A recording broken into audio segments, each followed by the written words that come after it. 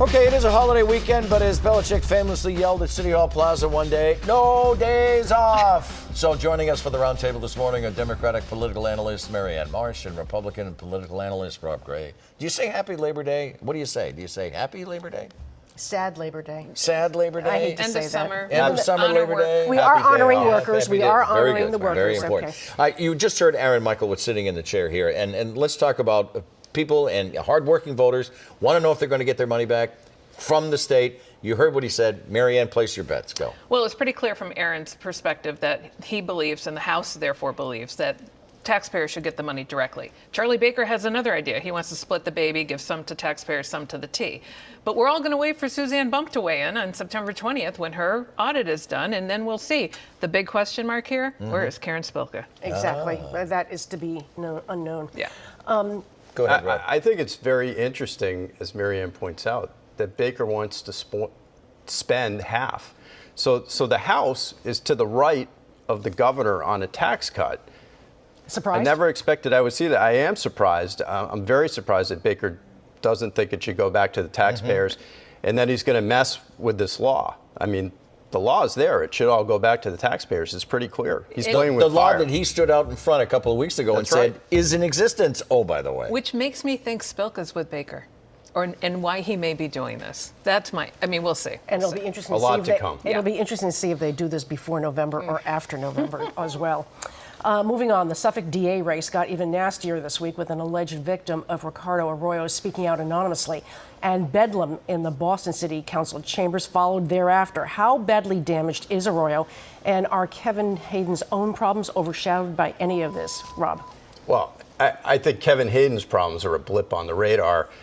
Arroyo's are like a blimp on the radar. I mean, he's got massive problems. It could cost him the race on Tuesday, should cost him the race on Tuesday. Do you think it'll cost him the race, Marianne? Ricardo Arroyo's done. And he was done when Warren, Wu, Janey, and everyone else pulled their endorsements this week. That's the bottom falling out of that campaign. So Arroyo doesn't deserve to be DA, to Rob's credit, and he shouldn't be. But neither should Kevin Hayden, who once again, remember, wasn't willing to go after a law enforcement agent who abused his authority, took donations from that law enforcement agent and the lawyer, didn't put an investigation in place till the Globe reported on it. And so neither one of them should be DA because neither one of them are going to be fair, effective enforcers of the law. So if you're in Suffolk County, blank the race, and we'll see what happens. It'll be interesting to see how many people do blank that race.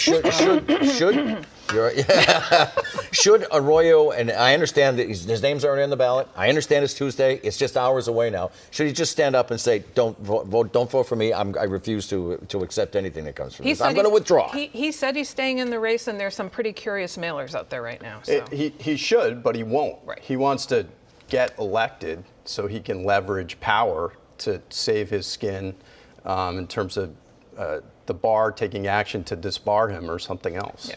Let's talk about Attorney General. This week's WCVB UMass poll shows a really, really, really razor-tight race for Democratic nomination for Attorney General. You can throw a blanket over both of them. But the poll was taken just before Quentin Palfrey dropped out.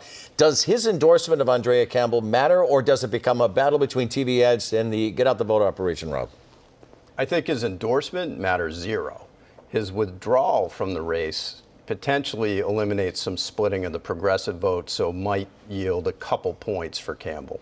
Marianne? So can we put away the political myth that nobody watches TV in the summer and no one pays attention till the end because Shannon Liss Reardon doubled her support on TV in June, July, and August with ads, and that could be the difference in this race. I think this is going to come down to Tuesday.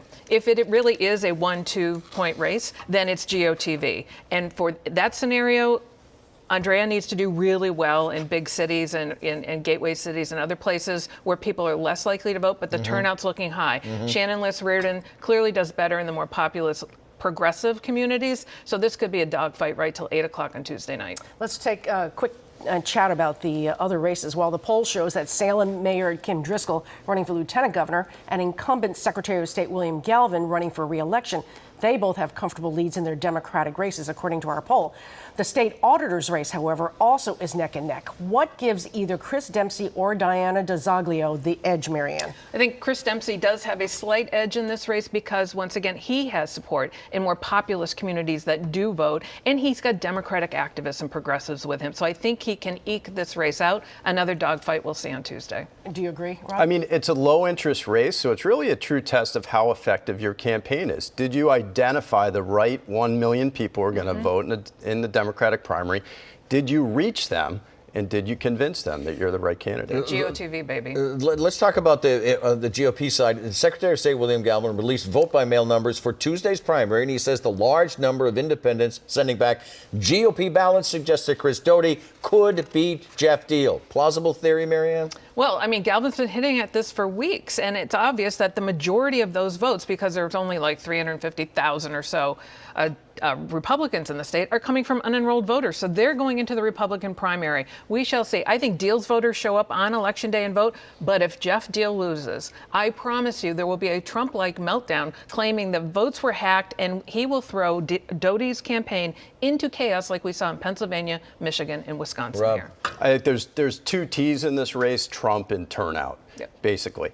And Trump got 311,000 votes in the primary. He got 1.1 million votes in the general election for president. There's going to be 300,000 people voting in this Republican primary. If all the Trump people want Deal, he'll win. Yeah. Okay, real quick, yes, no. Howie Carr, factor? No, not a factor. Yeah. Not as much anymore.